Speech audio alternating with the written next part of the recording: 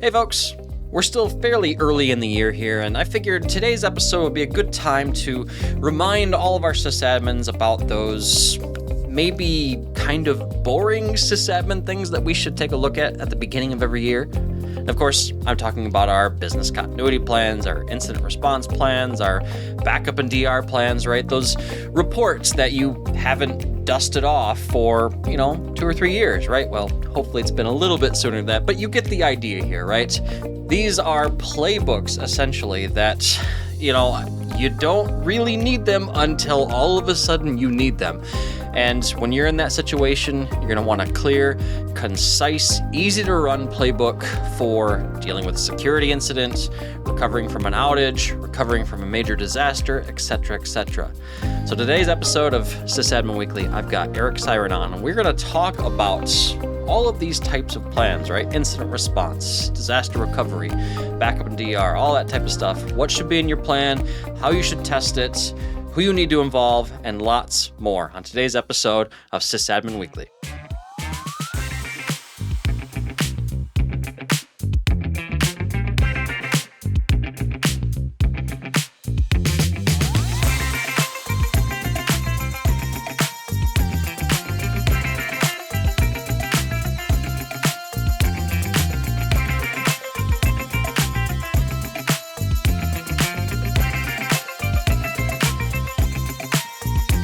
Hey everyone, it's a new week. That means it's time for another episode of SysAdmin Weekly. This is your podcast by sysadmins for sysadmins and dedicated to all the tireless tech folks working out there in the trenches to keep our digital world spinning. As always, I'm your host, Andy Serwich, and I've got my good friend Eric Siren with me today. How's it going, Eric? Doing good. How are you, Andy? Doing good. It's a new year. You're probably back in the sysadmin trenches, I would imagine, at this stage. Hopefully everything's been going well. ... Question mark. I know from my perspective, fortunately where I work, we have a lot of vacation days. So this time and it's real quiet.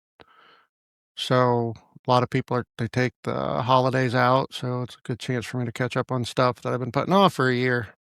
See, It's always nice having the actually working around the holidays in IT. I don't like it, but that is one of the silver lining, right? You can get to some of the stuff that you've been waiting to get to all year long. Yeah, I do more actual work this time of year than any other time because there's fewer interruptions. Yeah. People just wanting to talk or complain, whatever. People are people. That came out unnecessarily negative, but I have all these things to do, and I know, my supervisor will ask me on a Monday, "What are you going to do this week?" And I'll say, "Here's what I want to do," and then the next Monday, "Well, what did you do?" I'm like, "I didn't do any of that because my phone wouldn't stop ringing." And yeah, so around this time of year, though, whenever I talk to my boss, like, "Yeah, I'm actually getting stuff done." "Cool, yeah, you work really hard 2 weeks a year, isn't it great?" Well, I get the feeling you work a little bit harder than 2 weeks a year. It depends on your definition of work, I guess. I feel I know there's a lot of times where I get into this place, I don't want to be rude, sir, but do you want me to work on your problem or do you want me to talk about your problem? Because I'm really not great at doing both at the same time. And Yep. I know it's terrible, and I know everything sucks, and I don't wish this on you, and I don't know why you're telling me you can't get anything done until this is fixed, because I already understand that. And again, I'm either nodding, yeah, that's terrible, or I'm working on it, and can you pick, please? I get paid the same, doesn't really matter to me, but That's the sysadmin bedside manner there, right? yeah. Well, I choke it all down and keep it, and I don't actually do that. You don't act like the you remember the IT guy skit on SNL? You remember that? I do. And let's go back even further. I don't know if it's still out. Oh, I want to look this up. No, I think I've mentioned it a couple times on the podcast. When I want to see, yeah, the BOFHarchive.com, the bastard operator from hell. And some of these stories date way back to when mainframes were normal. And after a while, it kind of goes off it's not great, but the first few stories are amazing. And I wish I could do and say those things. But they just say what we're all thinking, right? yeah, it's catharsis, and I'll get that link from you. I'll put that in the show notes, folks. You can check that out. That'll be a good one for you to start the year with. So anyway, we are into episode 2 of the year, if I did my counting and my episodes correctly here, Eric. And being it's near the beginning of the year, I thought today would be a great time to discuss and, by extension, remind our audience, all of the lovely sysadmins that are working out there, that now is a good time of year to take a look at your incident response plans, your disaster recovery plans, that type of thing, right? So I figured we'd spend some time today talking about incident response. That includes DR and business continuity as well, right? And talk about response playbooks and, I guess, trying to get them set up in a way to where they don't suck, right? And there's a couple of different definitions to having them not suck, right? They suck to go through, right? Any exercise like that kind of is a pain in the rear end, but it's a necessary evil, in my opinion, right? So figure we spend some time talking about that today. But before we get to that, we have our usual housekeeping items followed by our usual recurring segments. And for the housekeeping items, again, still hard at work on the GitHub discussions community. So hopefully I will have that ready to share with you all here fairly soon, and we can all chat and talk and, discuss problems and ideas and this, that, and everything else out on GitHub discussions here shortly. So hopefully I'll have that ready for you. Again, if you're new to the show, welcome. I hope you enjoy your time here. If you want... all the links associated with the show, you can find them at www.sysadminweekly.com. We also publish a weekly newsletter. We were on a bit of a break at the end of calendar year 2025, but now that it's the new year, should see that back in the swing, and you can find that newsletter. It's companion newsletter to this show, and that is newsletter.sysadminweekly.com. And we include some commentary, some stories, thoughts, experiences, this, that, and everything else in that newsletter, and you can check that out again at newsletter.sysadminweekly.com. Now, if you would like to get in touch with us, you can leave a comment on any of the episodes out on YouTube or on Spotify, or like I said, hopefully I'll have that GitHub discussions section set up for you guys later. You can do it there, but you can always reach us in our inbox as well at contact@sysadminweekly.com as well.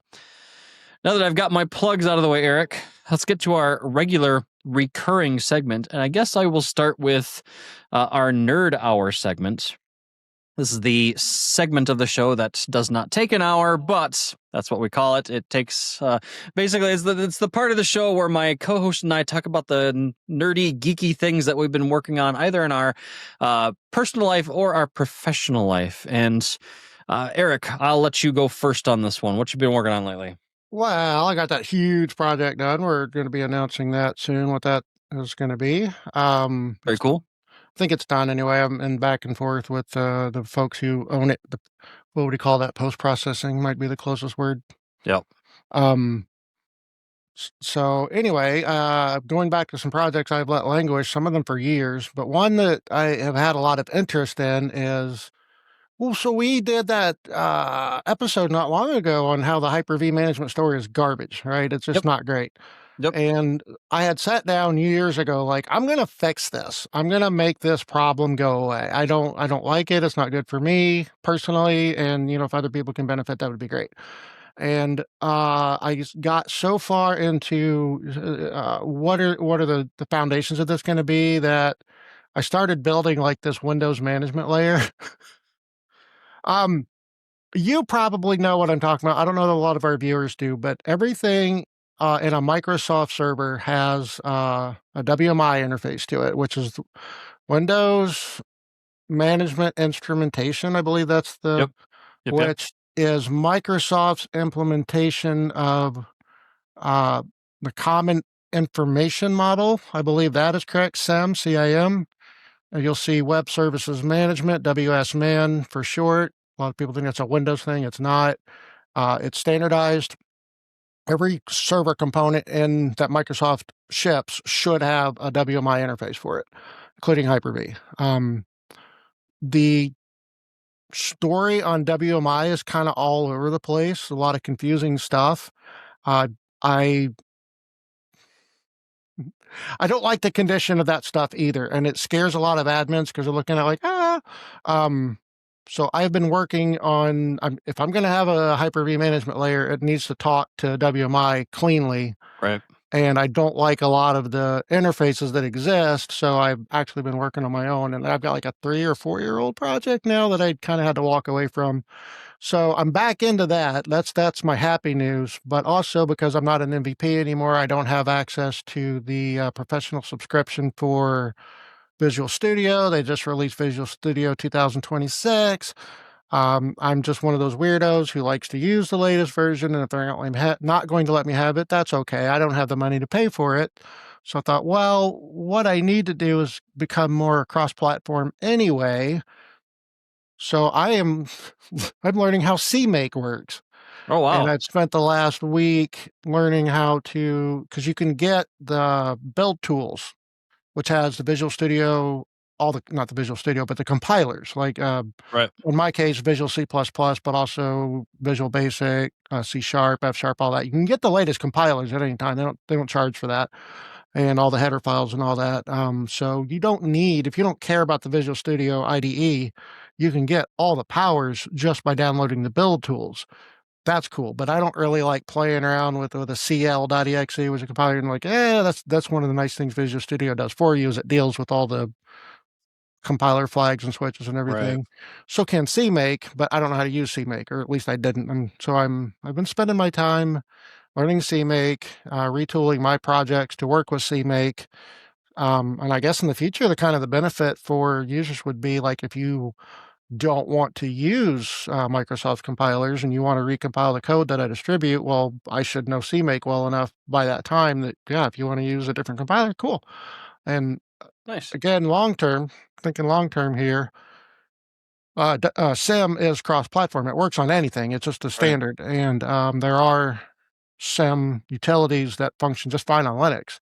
So there's literally nothing stopping us from building a nice Microsoft management layer on Linux, other than nobody's done it. But there's nothing stopping us, right? So kind of excited about where this all could go. And then is my free time going to allow it and all that good stuff. So yeah, there was a whole lot packaged there in my little nerd hour, but no, it's all good information. Definitely. I have not looked at CMake myself. When I'm not using VS Code, the freemium Visual Studio, even though I have access to Visual Studio, I always use VS Code on Windows. Over on the Linux side, if I'm not using Vim in a command line, and I actually need a GUI, IDE, I end up using Kate, actually. I don't know what Kate stands for. It's like the IDE that's baked into the KDE desktop, the K desktop environment. And it's actually very powerful, extensible, light, works very well. When I'm writing C++ for Linux, I'm doing it in VS Code, but I still use make, just make files, right? Yeah, no, that's what I know, and I'm used to it. And yep. Yeah, CMake is much more powerful. I just been lazy, and I'll get around to it someday. Well, now I'm getting around to it. Now's the time. So that's right.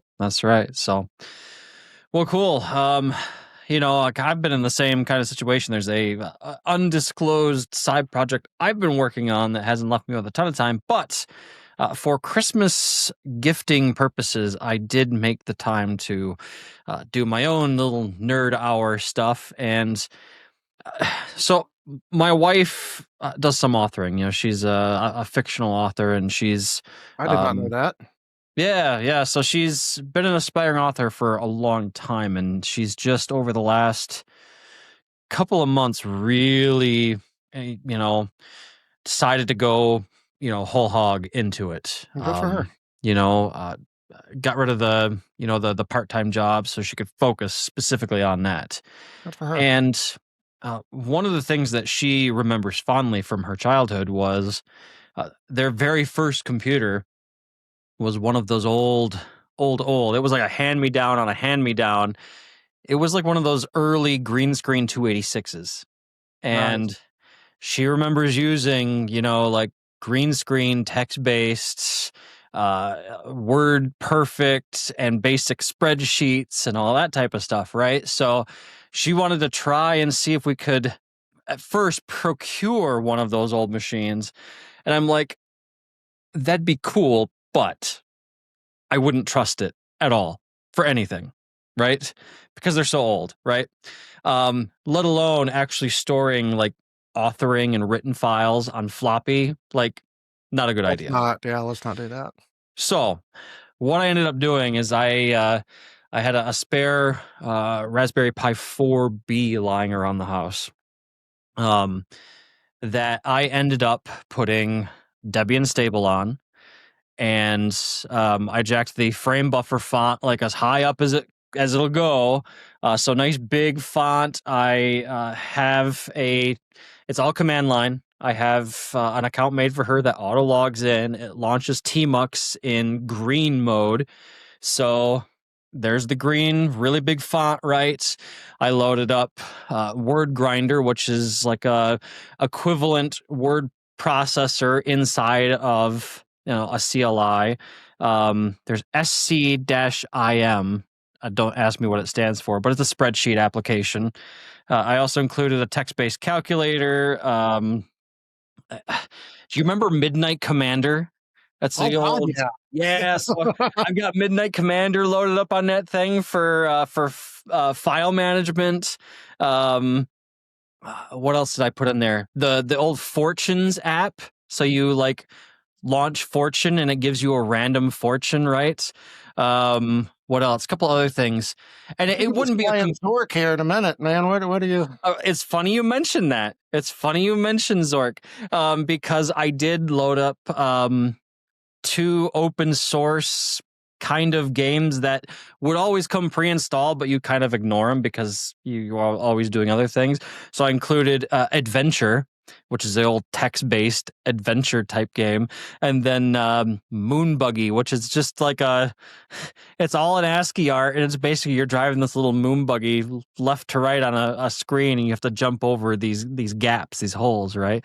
Awesome. Anyway, I stitched all that together using Dialog, which is an ncurses based terminal menu system, right? So it boots up, automatically logs her in, launches Tmux, loads up Dialog where she can easily select the application, and it, as soon as she quits an application, it goes back to Dialog so she can choose the next thing that she wants to select or use. So I was pretty happy with how it came together. There's one other thing I wanted to do, and I couldn't because the software that I wanted to use was a little bit brittle. There's this package out there called Cool Retro Display or something like that. Okay. And it runs on X. So I had temporarily or X or Wayland, the graphical environment in the Linux world. So I actually had Wayland loaded up on this Raspberry Pi for a second.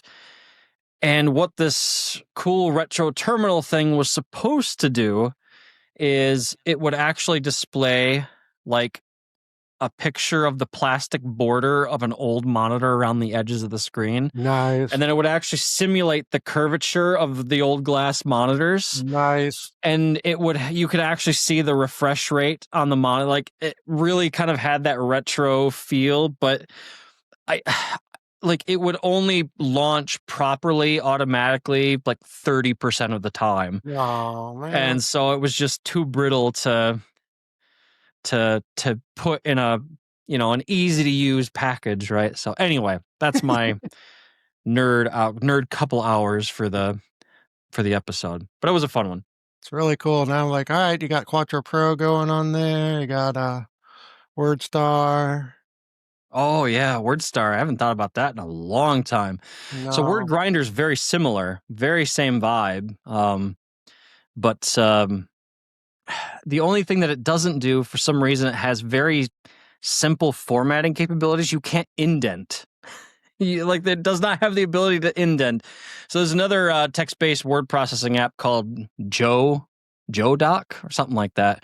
I got the package name written down on my Linux machine downstairs, but basically it should fit the bill. So either way, it was a fun one to build out and work on. Anyway, that said, I suppose it's time we move on to our News React segment. This is the segment of the show where my co-host and I, we talk about a news item that kind of caught our eyes. And I guess selfishly, I'll start with this one, Eric. I'm not sure I would call it a news item directly. Basically, these are two Reddit threads I came across that, as of this recording, were, I think, like 2 and 8 days old. And basically it amounts to Broadcom drama. Again, we've talked about the enshittification of VMware on this show. We've talked about the drama with Broadcom. We've done a couple of episodes that have touched on this whole topic, right?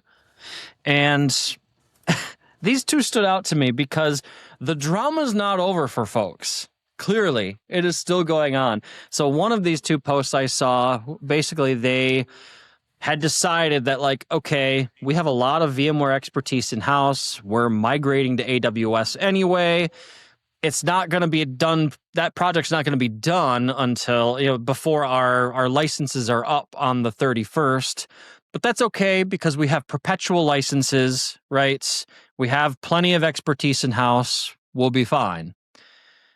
Well, fast forward on the 30th of December, apparently their VMware rep gets a hold of them and says, hey, just so you know, unless we get a PO today, you guys will probably experience some downtime. Yeah, have a nice day. What? That was basically the gist of the message from their rep. And at first, the guy who was writing the post was like, okay, he's just making baseless threats, just trying to scare things. Come to find out, in their last renewal, VMware,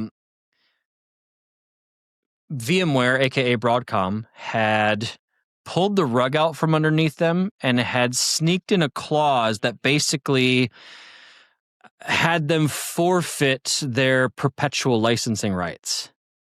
And so now it was on a subscription model. And so they could really basically switch the license off, or I don't know if they could switch it off, but they would sue them for being in breach of license contract at that point, right? And basically there was all this communication along those lines. So what they ended up having to do is the guy threatened to get their own legal department involved, at which case VMware was like, fine, we'll knock $30,000 off the renewal price. 30,000 off the renewal price, and you can imagine where it went from there. They paid the 1-year renewal, so VMware won the battle, but they're already their number one priority for calendar year 2026 is kick VMware to the curb. Mm-hmm. So, yeah, good times. There was another one I saw as well that, boy, I'm blanking on it now. Oh no, I'm blanking on it because that first one was so bad. That's awful. It was not great. Let me do a quick, see if I can find it here. But I came across both of these within like 5 minutes of each other. And where is it here? Yeah. I found it here. So we heard a while back that VMware was, aka Broadcom, was pushing out cease and desist letters, right? And this one was not as big a deal, but still interesting. So the post here says, we started the process of migrating about 100 virtual servers across 3 vSphere clusters to Hyper-V clusters back in August. Finally shut down the last ESXi host a few weeks ago. Licenses expired on December 20th. And today we got a cease and desist letter from Broadcom. Basically, so Broadcom wanted to make sure, hey, you haven't renewed your licenses. You better not use them anymore. Like, have you seen a tech company be as litigious as Broadcom has been over the last year? Yeah, but that's what their income was. There was a SCO. Remember when Darrell McBride was running SCO? That's pretty much what their income was from, is suing people. Yeah. And then finally they got enough people angry that fought back that kind of pushed it to a standstill. And I hadn't heard of SCO before or after. I don't know whatever happened to them, but that's where Broadcom is headed. No joke. I have no idea what their end game here is. I mean, I imagine, well, I don't know. I'm going to speculate just based on other things I've seen is that you've got some people whose next quarterly bonus depends on how much money they crank out this quarter, and they are not focused on anything past that. I have seen that a lot in a lot yeah. of different verticals where you give certain people a lot of power and then you tell them your bonus is dependent on this, and they will do penny wise, pound foolish things because as an individual employee, let's say I can get a $2 million bonus. Well, that'll carry me through to retirement and then some. So what do I care if the company survives after that? So It's the unfortunate reality of the model that the industry has created for itself, sadly. it's, yeah, I have so many Amongst rants. other things. I'm about to spiral out on a whole bunch of rants. I think a lot of this we have discussed in our enshittification episode. So No, sure we haven't. We have, no, but no, not.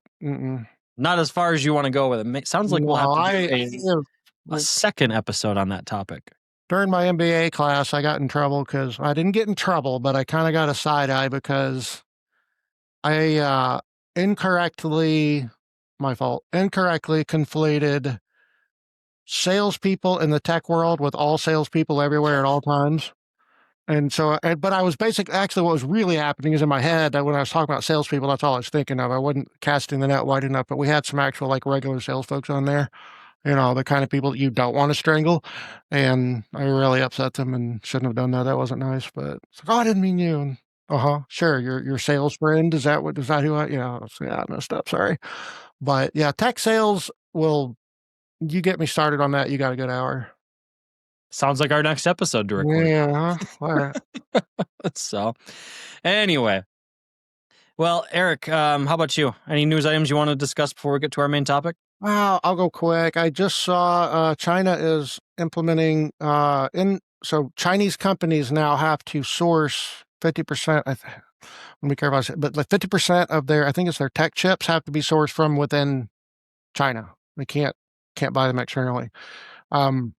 There's a large discussion going on among a lot of people who are watching China as a nation from an economy perspective and the way that their current president has really been able to manipulate the world economy in China's favor. And this is going to be another big one, that they spent all that time building up Chinese manufacturing to where almost everything you buy now is made in China because they do it so cheaply. So now he's sitting here like, I have all the cards in my hands because where are you going to go? No one else does this stuff anymore because y'all came here to China for our cheapness. And now watch this. So it's going to be interesting in the next decade to see how this goes when the world, United States is one, but the world has put so many of their eggs into the Chinese basket. And now China's like, we gotcha. So, this is what we call in the IT world a single point of failure. yes. Yes. And there are a few people that have figured it out, but you've got issues like your lithium batteries, your cobalt. Yeah. So lithium batteries require cobalt too, and so do other things. And so much of that stuff comes out of China. Yeah. So people real quick like, oh, these sodium batteries would be great. You can get sodium anywhere. And they've also got aluminum-based batteries, and aluminum is the most plentiful element on Earth. You can get there's aluminum everywhere, right? But right now, all of our battery tech and stuff, well, you got to have China's buy-in. And so there are people out there who are seeing the writing on the wall, like we got to break this dependency on China. But what battery have you bought lately that wasn't lithium or alkaline? So, and I can't even I've just had to replace my mouse, and I wanted because I have still lithium, but somewhere around here I've got some double A's that are lithium based that I can recharge. And if I lose them, then I can run down to the nearest store and I can buy some double A's. It's not a problem, but find a nice mouse now that doesn't, or a keyboard. Just got this keyboard. No can't even. I think it'll run in wired mode, but I don't think you can buy it in a non-lithium edition. And like, I'm fine with alkaline, you guys. I don't really know what was wrong with alkaline, but not the point. Yeah. It'd be interesting to see how that plays out. So, I think, there's a whole other conversation to be had there too, just about sourcing and supply in general, not just worldwide, but in this tech space specifically. I think we're going to have to touch on that at some point in a future episode too. RAM prices, anyone? That's the big one that's top of mind right now, and has me considering buying a machine sooner than I was planning on, but we'll see. That's a different story. Anyway, I suppose we should get to our main segment now, Eric. All right. Today we are, again, talking about, the fact that, hey, it's a new year. It's time to take a look at those incident response playbooks, those disaster recovery playbooks, and dust them off if they haven't been dusted off in a while. And there's a lot of conversation around this topic, right? It's one of those things that we talk about a couple of times a year as IT people. Maybe we talk about it a couple of times a year, but if we're so busy, that we can't, I have seen multiple organizations over the years that DR response plan, what's that? That thing that we haven't gotten to in 10 years, I'm still shocked at how many people I run into that they don't have it. They do, but they don't, because they haven't tested it in 5, 6, 7, 8 years, And so I think the reality here for a lot of organization is, and I'm kind of lumping incident response and DR, business continuity, together for this particular discussion because they're kind of related, right? It's that disaster recovery response, whether it's from a security incident or failure or the building burns down, zombie apocalypse, whatever, right? That's when your incident response playbook comes into play. And the reality for most organizations that I've come across is the plan, quotes, is just a document, and it's not necessarily a process, right? And it's a PDF file that lives on a file share somewhere that nobody's looked at for a couple of years. And so that's been my experience, Eric. I don't know if, you've been in, I think, in being in the medical field, you are in a higher, how do I put it, a more compliancy sensitive environment than I have worked at in the past. Yeah, I've touched a couple of ITAR organizations, but that was from a consultancy perspective, right? I wasn't the guy in charge of DR and incident response. So, but I'm guessing you've probably seen something similar in your travels. Yeah. Well, so years, it has been years. Wow. When the Altaro brand was still around, they did have me write a book on disaster recovery.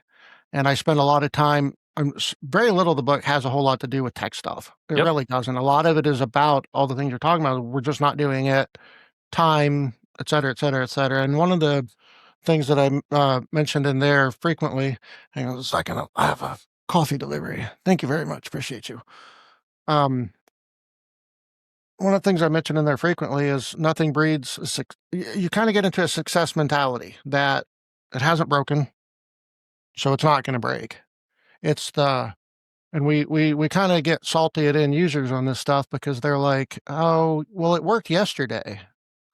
How many times you heard it? And well, it worked yesterday. And like, that doesn't mean it's going to work today. Like, cause they really gets hung up on that. Well, it was just fine yesterday. I'm sure it was. It's not now.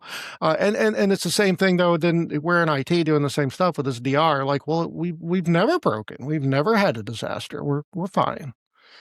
Well, I'm like, no, your odds get worse over time, not better. So that's kind of a whole lot of things that just like that mentality is the one thing you're going to have the hardest time getting over, even in IT, because what I had said in that book and will continue to say over and over and over, DR is not an IT function. It may be an IT-led function, but it's not an IT function. It is a business function. So you have to get business people involved. You got to get department heads and so on and so forth. Because like I can tell you how to restore the components of an application, but I can't do, because one of the questions will come up, like if this app goes down, how much does that cost us an hour when this application is down? From an IT, I can't answer that. I don't know. Well, I know what it does to a degree. Yeah. Right. So you need somebody from that department to step in and go, well, if this is offline, then these 12 people aren't doing anything. So that's their salaries that we're losing. Customers call in 12 times an hour and they move, $100,000 an hour, say, is our average revenue in this department. So, okay, so there's $100,000 an hour. You're dropping every time. Whatever. I don't know. But in IT, you can't make that distinction. Right. And one thing that wasn't in the book very much because of the timing that would be in it prominently now is DR now includes ransomware events. Yep.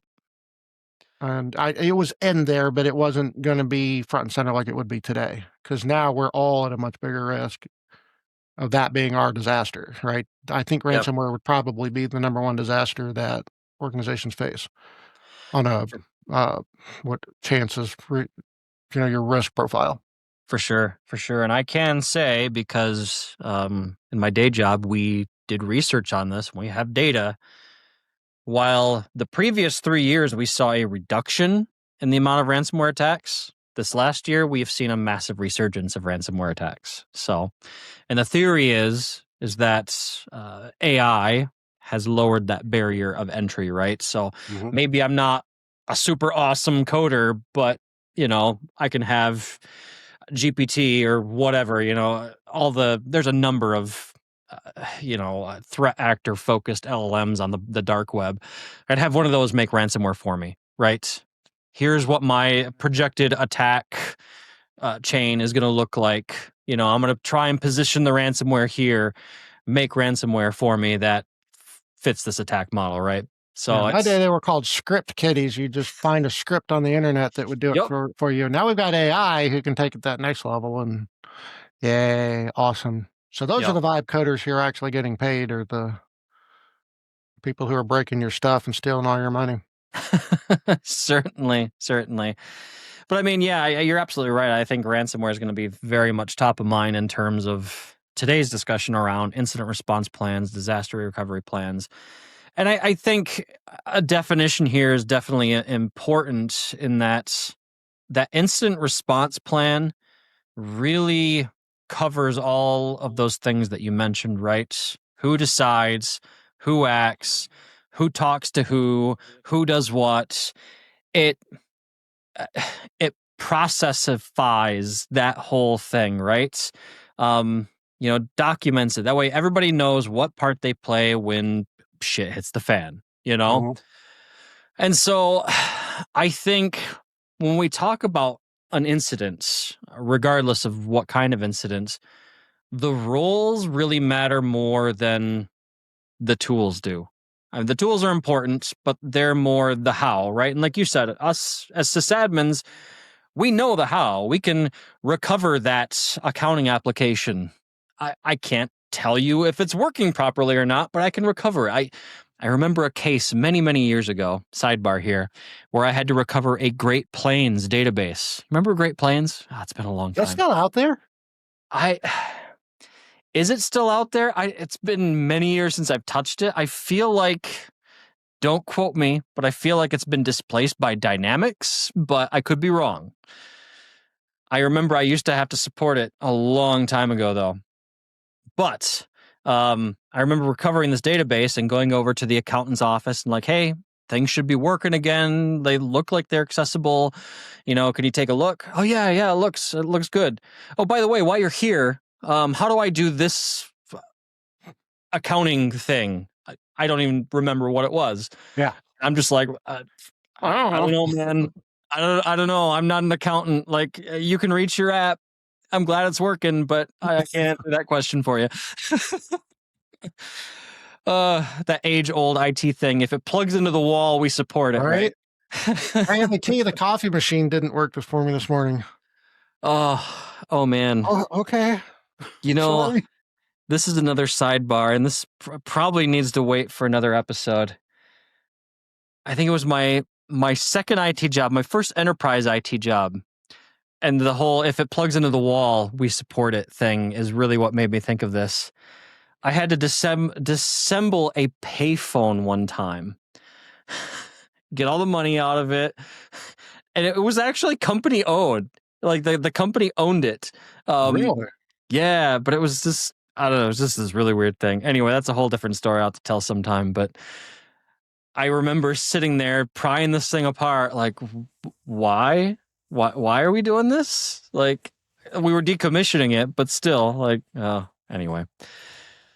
So anyway, yes, the rules really matter more than the tools. And I think the big thing that a lot of organizations I find make assumptions over is like, who's running the show, right? Everyone just assumes it's going to be IT because unfortunately DR and incident response often falls underneath IT, but that may not be the best place for that function, for that role to sit. Because you think of all the different stakeholders that need to be involved in a incident response process, right? You probably need to have you do need to have leadership involved.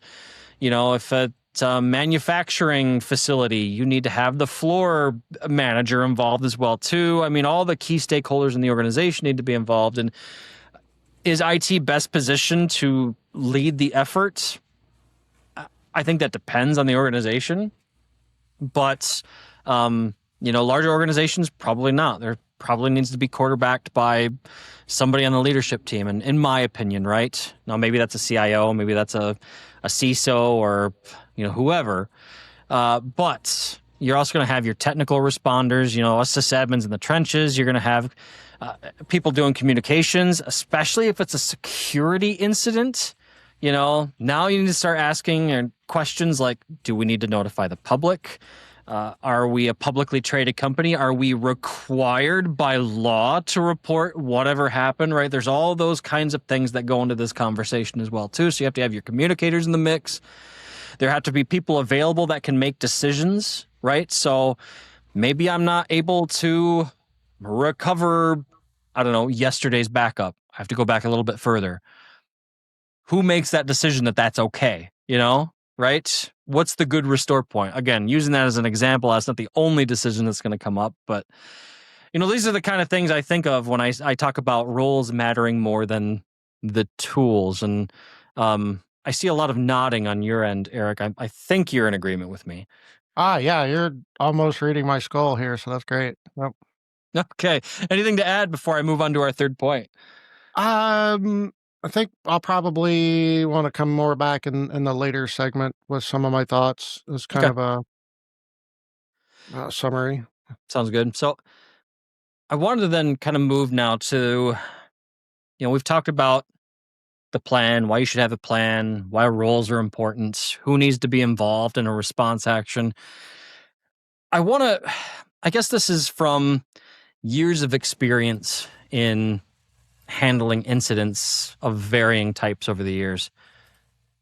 And it probably seems, common knowledge, but I find a lot of people don't really think about it. Detection is fast. Response is usually very slow. Now, there may or may not be a reason for slow response. I will be the first to say that's okay, something has happened, an alert has been thrown, that happened quickly, right? Now we as the humans need to do something. And I'll be the first one to say, okay, let's think for an extra half second here and be sure that we're doing the correct thing before we do it, right? There's a lot of sysadmins I've come across over the years that they just fire from the hip and hope for the best, right? Whereas I think that comes with experience, that comes with sysadmin seasoning over the years, right? But I'm gonna triple check my plan first before I execute it, right? What's the thing that I find happens sometimes is that that hesitation in minutes, hopefully it's just minutes, I have seen that linger for hours sometimes. And usually it's not the initial responder's fault. And what I've seen play out usually happens in the middle of the night, right? Something blows up in the middle of the night. It's 2 a.m. Person on call gets the ball, it lands in their lap, right? Now they have to start waking people up. People are answering their phones. Production's going to start at 7 a.m. Usually there's a lot of slowness that happens during that process, right? Because you got to get those decision makers, those people involved. And I think that's one of the big gaps that I've often seen, especially from an on-call perspective, is you usually have some rank and file sysadmins that are on call, but there is nobody in the on-call chain that has the mandate to make organization impacting decisions, right? And I think that's one thing that a lot of organizations should think really long and hard about. There should be somebody authorized to make organization impacting decisions on that on-call chain for a given week. They will probably never get calls, right? Hopefully not, but they should at least be available, right? Yes. So, and yeah, I'm just looking at my notes here, right? So, predefined escalation thresholds. So this kind of goes hand in hand with what I was talking about, the decision-making process, right? What I have seen some organizations do is they will define these thresholds where, okay, X needs to happen so we can get things back online. But the person that makes the decision for X has not responded. Okay, if they don't respond for 2 hours, do Y, right? Do A, do B. So you come up with these predefined decisions that if for some reason that person is not available, you can't get a hold of them, you take a defined action of some sort. And that's, hopefully you don't need to do that, but it's there so you can at least keep the process moving until people check their phones, right? So, but yeah, you have to take into account the human factor in the response process and do what you can to mitigate slowness there while not moving too quickly, right? And I guess that's my whole point of the whole detection is fast, response is slow discussion. Anything you want to add there, Eric? There's probably a whole lot you want to add. There is, and I kind of want to have again, this is all going to fall into like when I come back and kind of do a summary wrap up. Because yeah, there's the big problem with a lot of this is there's no really clear place to start, I think. Yeah. Other than we just have to start. So we're doing good and putting it all in like a bullet point format here, but in practice it doesn't go that way. So Nope. And that's also one of the reasons people haven't started is like, well, we know we need to, but where do you start? You know? And I have seen some organizations, the very first thing they do when they start building an incident response plan is they define what the word incident means for them. Yes. And for a manufacturing organization, maybe a incident is when that manufacturing line over there goes down, right? Maybe that is business impacting enough to where we need to roll out the incident response plan. Or maybe it's a security incident, or both, or a SAN falls on its face, right? I mean, there's a lot of things that could be defined as an incident, but they need to be defined. So I would go back to actually the last episode you and I did together where I was talking about generics. Remember that? Yep. Generics in programming, like have a function, a stop function, and I use it on a virtual computer. I can also use it on a physical computer, but the function is a stop. And what other things can the word stop apply to? So you're going to step this away from computer stuff into incident. Incident response is a generic. What falls into that basket? The machine breaks. So you need to be able to not have a laundry list. You can't try to have a laundry list. These things will qualify for an incident and expect it to be exhaustive because it's never going to work that way. You can say, well, that machine goes down enough that I get that one, right? But your incidents that you really have to prepare for are the ones that you haven't experienced. Because if that machine breaks all the time, you already have an incident response plan. Yep. You're already doing it, right? So what we're working on here are the things that you haven't experienced, because you're trying to find the holes, the things that are going to make it. They're going to, again, downtime is money. So the point of your incident response is to get you back to making money as fast as you can. Or if you're like, I don't really care if the company's going or not, how about getting back to where no one's yelling at you as fast as you can? Right. Very true. Very true. I think for most sysadmins, that's line item number one in their incident response plan. Their goal, right? Get things to a point where I'm not being yelled at anymore. That's accurate. Yeah. We talk to a lot of people, and of course, people are like, well, I mean, sure, the company's losing $1 billion an hour, but I didn't get a raise this year anyway. So what are they going to do? Not give me a raise next year? Like they weren't going to? What difference does it make to me? As long as the company has enough money to stay in business, nothing really changes for me long term. So it's a lot of motivational problems there, as far as we don't necessarily talk money to people who are like, I just have to keep doors open after that. It's all the same. So, maybe we're finding other ways to motivate, like stop getting yelled at, stop having people call you, go home at 5 o'clock instead of staying at work all night and stuff like that. That was always a big one for me. It's 5 o'clock. It's time to go. I don't, we're not taking things down at 5 o'clock on a Friday. Not happening. Wow. So, when we look at these processes, right, we've talked about how you probably haven't dusted off your incident response plan in a while. If you don't have an incident response plan, you need to start building one, right? And we've talked about a lot of what lives in there, right? Define an incident. Who are the key players in your organization? What does the line of communication look like? Who are your decision makers you need to involve? What does the on-call process look like, right? I mean, there's a lot of process stuff in there. I think the important thing is you need to document all that. That's the whole point of this plan, right? Let's get that all documented, get it all on paper. Then, this is the important part. You need to test it on the regular, right? And some organizations do it once a year, which is better than nothing, in my opinion.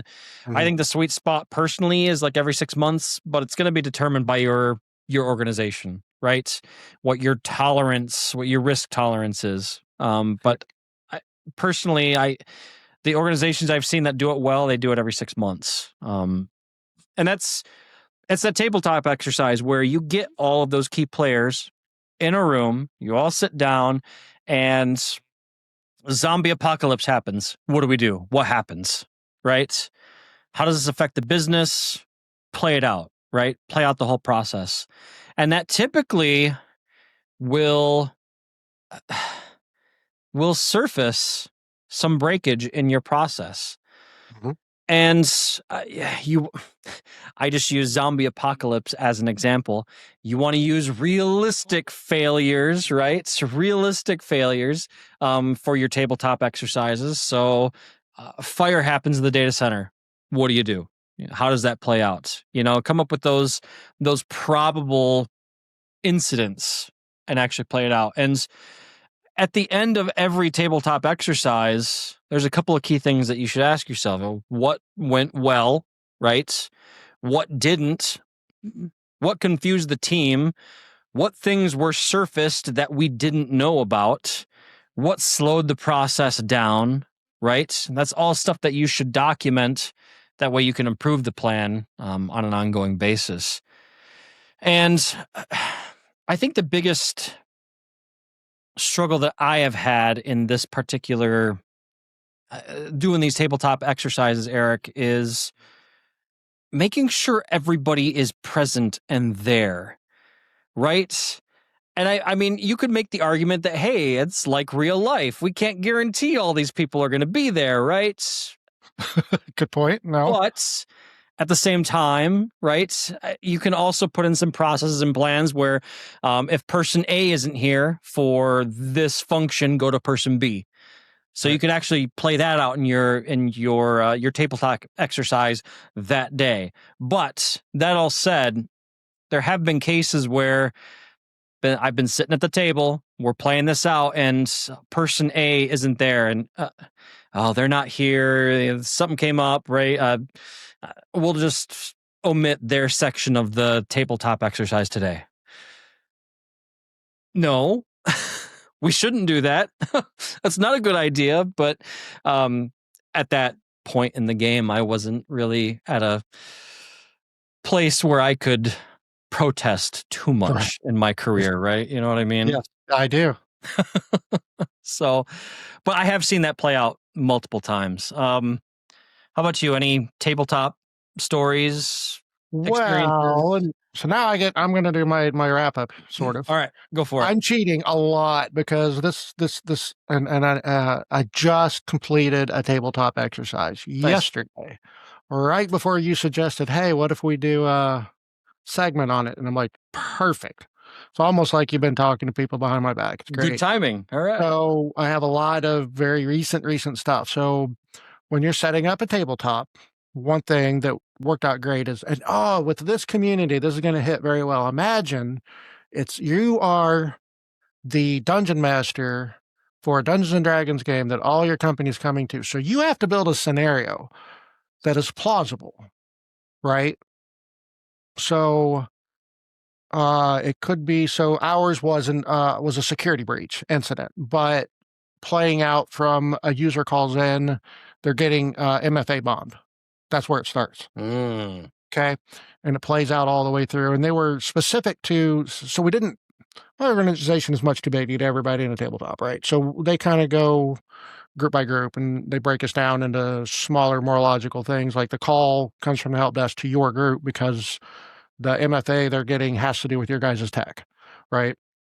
Because it does say in our MFA app, this is the part of the system that's prompting. It's not just Microsoft Authenticator wants to let, it's not like that. Right. It's more like this particular system is asking you to log in. Right. So the whole walkthrough on, what you do, and then, it all branches off in different ways. So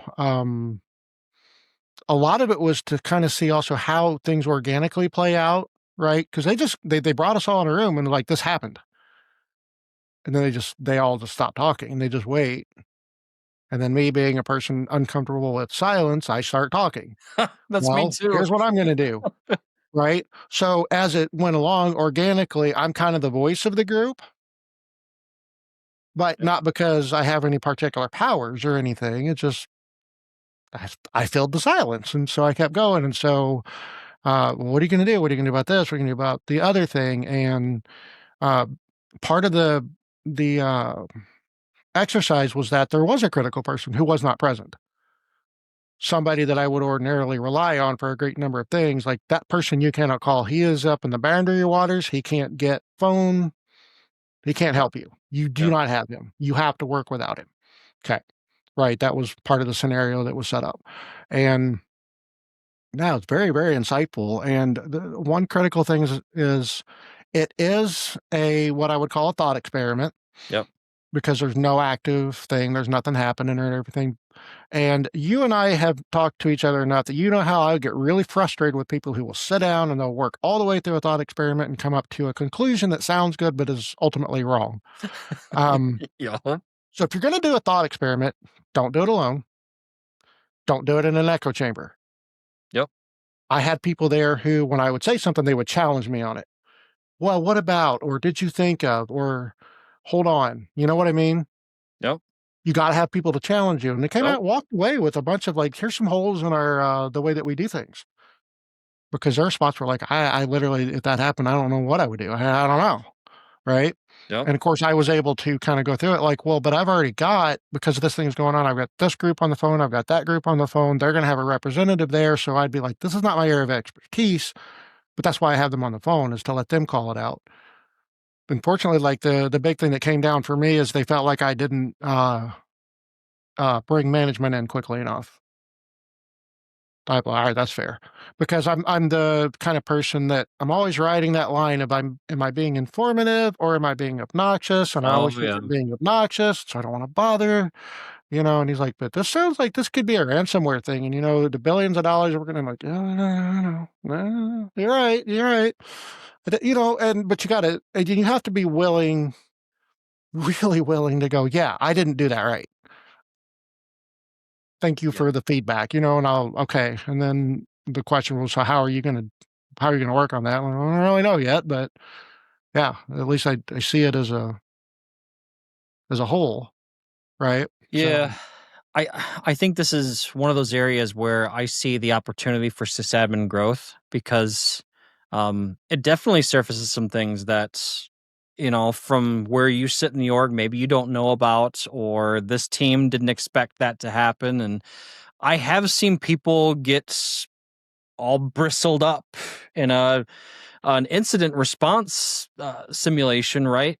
Because it's that typical tech industry thing, right? Where there's this feeling that we're expected to know everything. And you and Right. I and people listening to the show, we know it's impossible in this industry. There's no way you can know it all.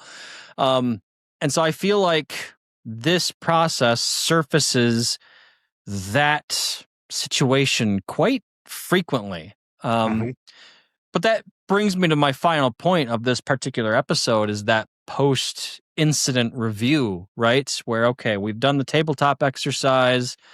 We have our key findings. This is where teams actually get better, not just from an individual perspective, but from a team cohesion perspective as well. And I have seen the blame game play out in tabletop exercises before. Right. It's really weird because I'm sitting here watching, people get heated with each other. I'm like, this isn't real, you guys. This didn't happen. Like, why are we getting heated? And I think how does it help solve the problem? I've been in that a lot. This is one of the things I think blame is almost a useless thing, and it's certainly not helpful in the middle of the battle. Correct. Blame kills the learning, right? Yes. And there was actually a place there too where I would expect this other group to do this thing because that's their area, whatever. Well, what if they don't? Okay. Well, by this point, I've got management involved. I will tell management, hey, they didn't do this thing that I expected. And if management wants to go start drama, let them have it. I'm not doing that. I need to this is what I'm going to do. And be like, all right, fine, they didn't do their part. I'm going to go do mine. Right. And part of that was what if management comes back and said, that team, I talked to them and I agree with their reasoning. They're not going to do that. I don't want them to do that. So this is why I'm going to keep going. I don't care whose fault it is. Yeah. It's not helpful. It doesn't get me closer to the solution. So correct.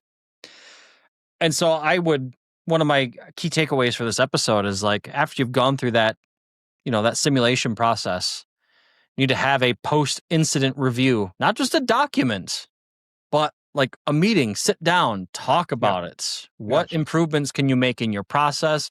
And I would bet money you'll find some areas where you can improve in your infrastructure as well, as part of the process. Yep, we found a couple during our exercise yesterday. Oh yeah, wow, that's a hole. We need to look at that. And so right now, and we'll put it later. Really, the big thing I'm going to say on these is you figure out pretty fast something. A lot of going back to kind of that whole we're always expected to know everything is we have a lot of people out here trying to be solo warriors, either because they're like me and they just don't want to bother other people, or because they believe it's been put on their shoulders to do everything, and it usually isn't. So where we got pretty good marks on is our ability as a team to not take everything on our own shoulders. You have people to do our management is asking for an update, and then somebody on the team will, well, I'll talk to them. I'll relay what's going on, because again, going back to I can fix it or I can talk to you about it. I can't do both very well. So somebody on the team going, you know what? I'm not being much use here. Let me go do that. Let me report that back up, and take care of that part. And they're asking me, well, what about this? What about that? I'm like, I don't really know, but I think I know who does. And if they don't know, they know who. They will be able to connect me to the person who knows, let them deal with it. And that's really a lot of it, is not trying to take everything on your shoulders, no matter how smart you are, no matter how much experience you have. If you're in the middle, especially of a disaster, there's always, and the situation is going to evolve too. Yeah. Right. So trying to just lone warrior it is bad in practice. and they come out real fast in the tabletop exercise. And especially if somebody's hammering you, well, what about this? What about that? The help desk is calling, the CEO's calling. What's going on? Where are we? What's the status? Have you looked at this? Have you thought about that? The person over there throwing unsolicited advice in, all these different things that are going to happen. Yep. Like you take your car to the mechanic and you stand there. Well, I think you ought to turn that bolt. That's going to happen to you. What's this button do? Well, stop pushing buttons, man. I'm trying to fix stuff, right? Right. All these things are going to happen during a disaster. And the nice thing about a well-designed and well-attended tabletop exercise is they can simulate those things. Yeah. So we don't necessarily have to pick a thing that you know about. And I'd say very much do something maybe somebody in the room has dealt with, but not something that you deal with every day, like that big machine that breaks every week. We're going to have a tabletop exercise. Why? That's not helpful. You get something you don't do often, never, whatever. And a huge thing that I would say is also don't reinvent the wheel. Find out what other companies are doing, find out what they have done, really, especially look at the ones who have been breached. What did you do? What were your lessons learned? Write that down. You'll find things that, if we had done this sooner, because you talked during the opener about like delays, like that was one of my big things too, is like, and I even said it, like, this is the weakness I have identified in myself is that uncertainty part of how big of a problem are we looking at? What's the scope here? And that's critical minutes that I'm losing trying to get my head wrapped around the scope as basically the first responder. Right. So something there like maybe that's why you need to springboard out quicker and start bringing people in faster. Right. And I'm like, man, that's because it's a theoretical. It didn't really happen. So there's like, man, again, in the real pinch, what would I do? Would I actually be quick? Right. Because like I'm saying, like in the scenario, it's just an MFA bomb. So was one person fished or something stolen? What's happening? I don't know yet. So, right. Hopefully that's kind of helping people think of their own deals. Yep. But what I really want to capitalize on, and even like in our review, that was said, like, y'all are technically strong. Your tech skills aren't the problem here. The biggest problems that were identified were always on the process and the people. Yeah. And that's been my experience too. That's usually where the problems come up is the tech side, the how. That's easy for a lot of tech teams, right? Because it's what they do. Right. It's the people side, the communication, the handoffs, the updates, that type of thing. It's funny, you discovered that in yourself, maybe not pulling in other people fast enough. Back in my MSP days, we had a leadership team that they had a very strong stance of over communicate. Yeah. Even if you think it's annoying, you over communicate because they can at least choose to ignore it, right? So I might be on the other side of that pendulum where I might be pulling people in too quickly. And, now I'm scrambling resources that maybe don't need to be involved. That's the flip side of it, and maybe that's what I would identify in myself as part of an exercise like this, right? The suggestion that was made to me, and I'm going to share because I think it was a good one, is you can always go, hey, boss, I don't think you need to do anything right now just to let you know I'm tracking this anomaly and I'm working on it. So it doesn't mean 5-alarm fire, doesn't mean all hands on deck. Hey, I'm looking at something, right? And now you've kind of put yourself on the hook. You got to follow up. Yeah. Turned out to be nothing. Everything's fine, or it doesn't. Yeah. Right. And right. So that little simple, hey, just so you know, and yeah, you're going to now have to follow up. Got whatever. That's it. That's the worst thing. That's the worst thing that can happen to you. Right. And if you don't have a good relationship with that person, maybe that's uncomfortable, I guess. But at the same time, if it does turn into something and you send a message to them like, well, don't bother me with that silly stuff, and then it turns into a big ransomware thing, guess who's not in trouble? Yep. I told them. They told me to pound sand, so yep. Do it in text. Very true. Something that you can. Here it is. Here's the evidence that I tried. Yep. Right. And it's hard. I know I'm trying to simplify this but then again, this is a problem I have in myself, so I have to find my own.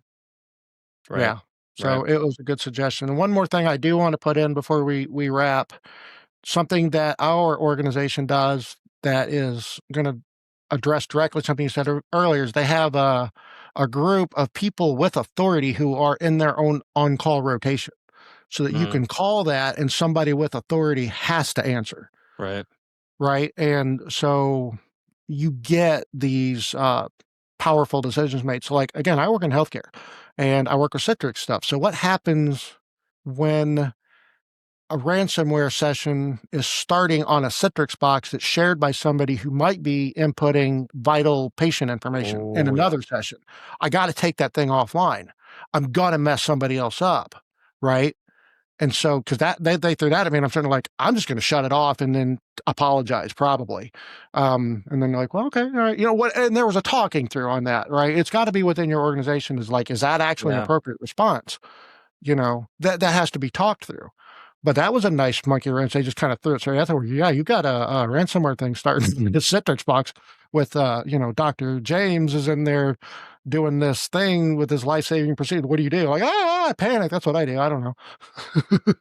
That's a tough one because I would hope that Dr. James having access to the Citrix session would not impact the outcome of somebody's life. And I try to play that game too. Technically that's a code violation to have life safety things dependent on one like Citrix session or one server, one system. Right. We're not supposed to do that. And they came out like, yeah, but man, this is 2025. Let's be realistic here. And like, yeah. That's a tough one because, okay, the doctor is performing potentially life-saving medical treatment, but at the same time, this has got HIPAA violation written all over it. If we're lucky HIPAA violation and not like a blooming ransomware thing that just goes laterally through the entire Citrix environment. Yeah. So at best, it was not a HIPAA violation. Yeah, that's my best outcome. So, yeah, that's a tough one. That's a tough one for sure. And that is the point of these exercises, right? Is to identify those weird situations that you might not know how you play it out. And at least as a team, you can have that discussion and make that choice, right? So anyway, well, we are over an hour, Eric. So I suppose possibly we should let folks get back to their day. But as always, it's good talking to you, my friend. I feel like we've had this discussion many a time, but typically we've had a beer or a coffee in our hands. So it's I'm sure it won't be the last time you and I are talking about DR and incident response. Probably not. So, but anyway, appreciate you being here, my friend. Thank you for having me. Always For sure. And folks, thanks for watching today. Hopefully you found some value in today's episode. I would love to hear your own DR incident response simulation stories, or heck, even your real life DR response stories. Don't give us any, private information, anonymize things, but it's always interesting to kind of dissect and analyze stories. So if you have an interesting DR story or incident response story, be sure to share it with us either in a comment on one of these episodes, or again, you can reach us at contact@sysadminweekly.com. With that, we'll let you all get back to your day. Stay safe out there, and we will catch you again next week for a future episode of SysAdmin Weekly. Have a good one.